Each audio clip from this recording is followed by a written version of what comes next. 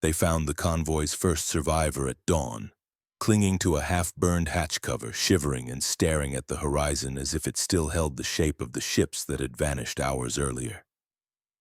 His voice cracked when he explained what he had seen.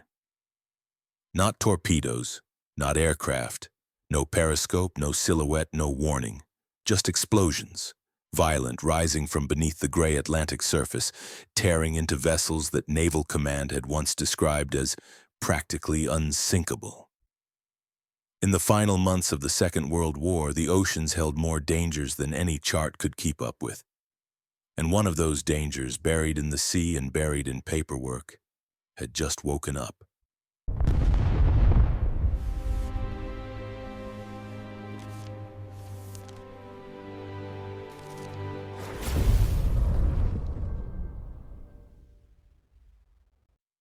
The story begins with a question that seems impossible.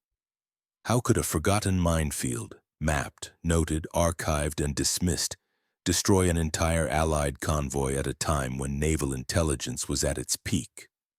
A minefield that, according to every official record, should not have been anywhere near their route. And yet the explosions were real, the flames were real, and the wreckage still lies on the seabed. What happened that night remains one of the quiet tragedies of WWII naval history, sealed for decades behind layers of reports that contradicted one another. The convoy had left harbor under a sky that promised calm seas. Dozens of merchant ships carrying fuel, ammunition, medical crates, and food moved in tight formation. Destroyers flanked them, a steel shield against submarines and surface raiders. In WWII, convoys were lifelines, slow-moving arteries carrying the materials that kept armies breathing. And yet, even as the ships cut a path through the Atlantic, the real danger lay below them, silent, rusting, drifting slightly out of position with every tide. The naval charts they carried were updated but not fully corrected. War has a way of overwhelming even the best organized command structures, and the early chaos of WWII had left behind scattered layers of records, some handwritten, some typed, some lost in destroyed offices, some recopied incompletely. The minefield that would doom the convoy had been laid years earlier by an Axis mine layer operating under radio silence. Allied intelligence had intercepted the operation but misidentified the coordinates. The error sat inside a folder marked provisional, which meant it was supposed to be corrected later. It wasn't. As the convoy advanced, sailors scanned the water. Mines are rarely visible. Most sit deep, waiting for magnetic signatures or pressure changes. Others drift. Some break free and wander for miles. The men on deck knew this. WWII sailors lived with the constant awareness that the ocean could erupt beneath them at any moment.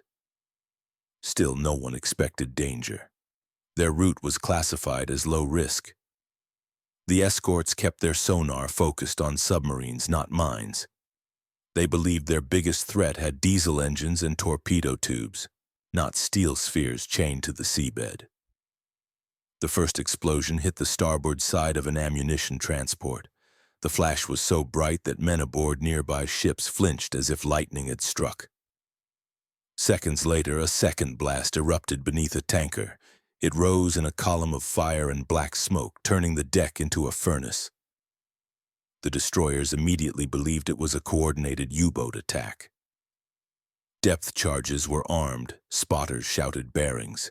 Guns thundered into the night.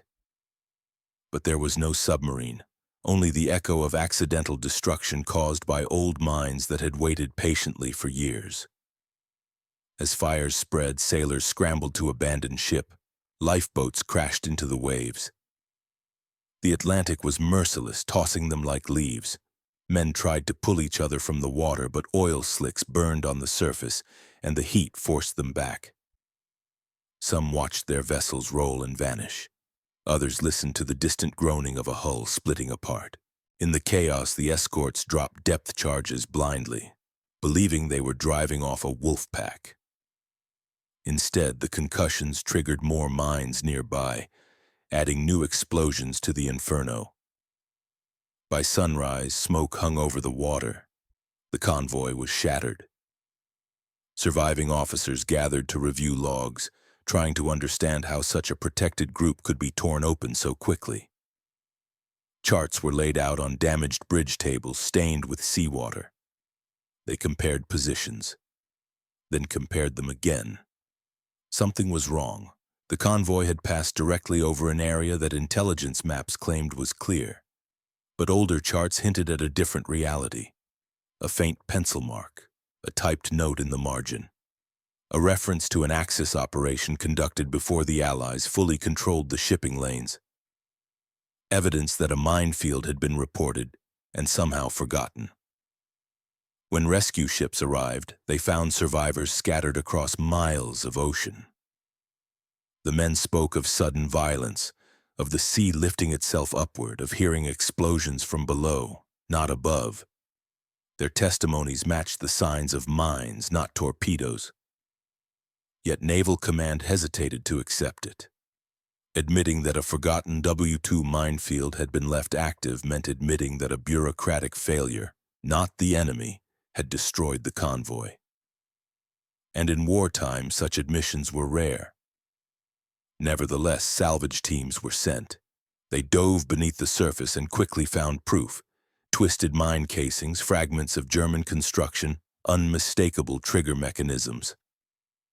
Many were old, rusted, almost skeletal, but still lethal. The deeper divers went, the more they found. A whole field drifting slightly from its original coordinates but clearly placed in the early years of WWII. It was a minefield that had slipped through the cracks of paperwork and miscommunication. Understanding the scale of the mistake, Command organized recovery efforts. Specialized crews used grapples, sonar, and crude underwater cameras to locate remaining mines. Each discovery was marked with floating buoys, and each detonation shook the water with dull, distant thunder.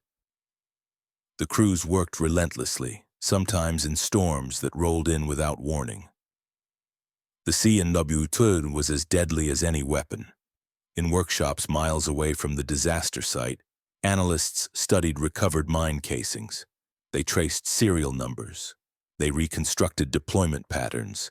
They pieced together how the coordinates had been misfiled. Every answer pointed to the same root cause: human error mixed with wartime urgency. The minefield had never been intentionally hidden. It had simply been buried under waves of new reports, shifting priorities in the fog of early war chaos. Those lost ships later became part of a graveyard along a rugged coastline, wrecked hulls lying in silence. Places where families would never get closure, and where wartime records would forever contain a gap, an event caused not by enemy brilliance but by forgotten danger. But the final piece of truth came years later, when the war had ended and archives were opened. In a dry, dusty file pressed between outdated charts, investigators found the original warning note: clear, specific, accurate, and ignored. Naval Command realized that the men who died in the explosions had sailed directly into a danger that Allied intelligence had once known existed. The tragedy never became famous. It was overshadowed by larger battles, louder catastrophes, and more dramatic losses of WWII. But in the quiet corners of naval history, the story remained. A convoy that should have been unsinkable, undone by a minefield left to time and memory. In the aftermath, investigators reconstructed the convoy's final hours with painful precision.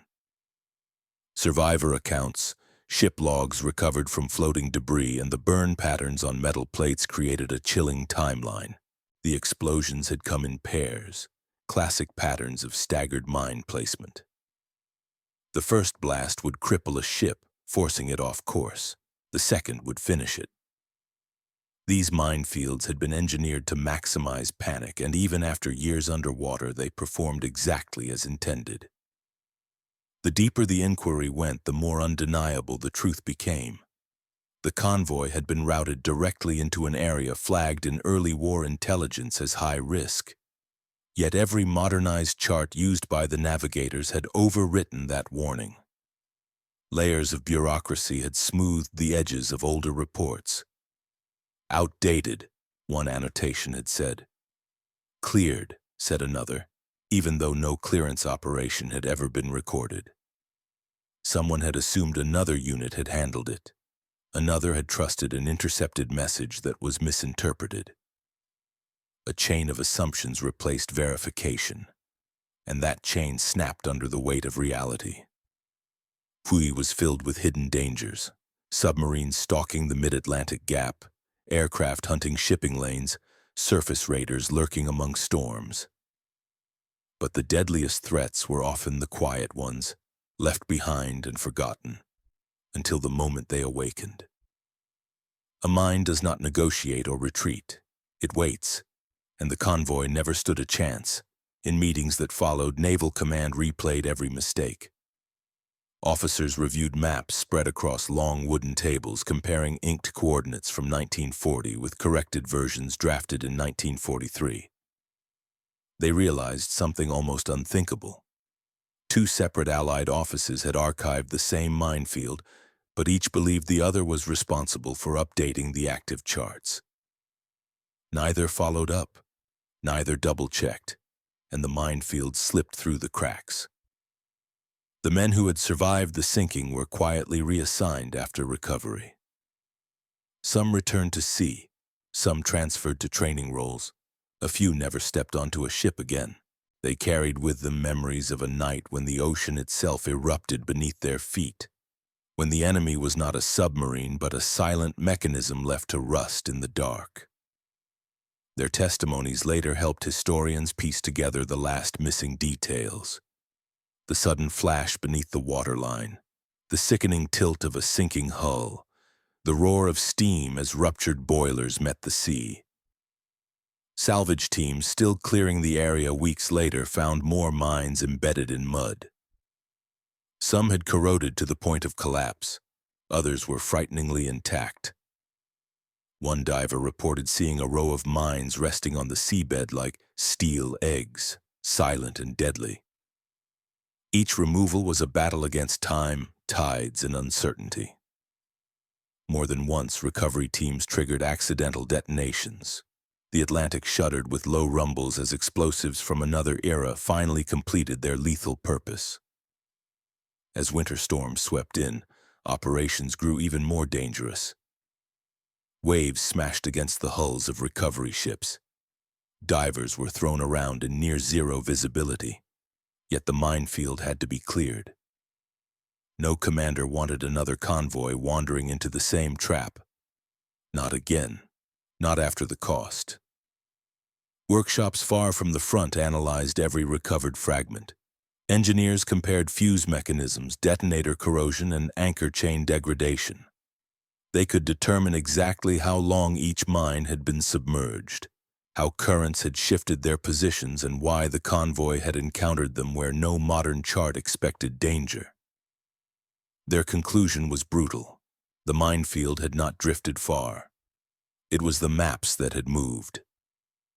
Buried deep in the archives, investigators found additional failed attempts to correct the records. Notes scribbled in margins, memos requesting updated coordinates, a report that was meant to be delivered but never stamped, never filed, never processed. These small administrative failures, harmless on their own, created a blind spot that cost lives. In time, the disaster became a cautionary lesson within naval training programs. Cadets studied the incident not as a tale of enemy brilliance, but as a warning about the dangers of complacency. In WWII, the enemy could kill you, but so could silence, assumptions, and forgotten data. Mines, unlike submarines, do not advertise themselves. They sit and wait for a mistake. Years after the war, when the ocean had swallowed most traces of the wrecks, divers revisiting the site reported an eerie quiet. The seabed was littered with broken steel, cracked beams, collapsed bow sections, and scattered cargo. Here and there, seabed sand covered the outlines of ships that had once carried hope across the Atlantic. Some hulls were nearly intact, preserved by the cold water. Others were twisted, their metal torn open like paper. A coastline not far from the disaster became a graveyard of salvaged fragments. Bent frames, torn plates, sections of rudders, memorials without names. Families never knew the full details. Wartime secrecy kept the tragedy confined to internal reports. Officially, the sinking went down as an enemy action, presumed submarine. Only decades later did the truth surface. Declassified documents revealed the minefield map that should have saved the convoy. Faded ink, coordinates written with a mechanical pencil, precise, accurate, and ignored. The image became a bitter reminder of how close the tragedy was to being prevented. One clerk filing the right form, one officer reading the right memo, one analyst double-checking coordinates, any of these could have spared the ships. But none happened. Today, historians view the event as one of the most preventable maritime losses of WWII. Not the result of enemy cunning, but a relic of earlier chaos. A minefield laid in secrecy, half-recorded, lost in the tide of paperwork. The explosion reports found later show the exact sequence of detonations. They read like a grim heartbeat. 1, 2. Then silence. Then another, then a wave of fire that lit the Atlantic. The final piece of the story sits inside the declassified folder, a surviving map showing the forgotten minefield exactly where the convoy passed. Not miles away, not drifting unpredictably. Exactly there. A ghost on paper, a warning no one heard. When we look back at WWII, we often think of grand battles, bold strategies, decisive victories. But sometimes the war was shaped by the quiet mistakes, errors buried in files, warnings overlooked, dangers forgotten. The convoy that should have been unsinkable met its fate not through enemy genius, but through the lingering shadows of early war confusion. And in that realization lies the true weight of this story. That in the vast machinery of WWII, even a single misfiled coordinate could alter the lives of hundreds, sink a convoy, and leave a scar on the ocean floor that endures long after the war's end.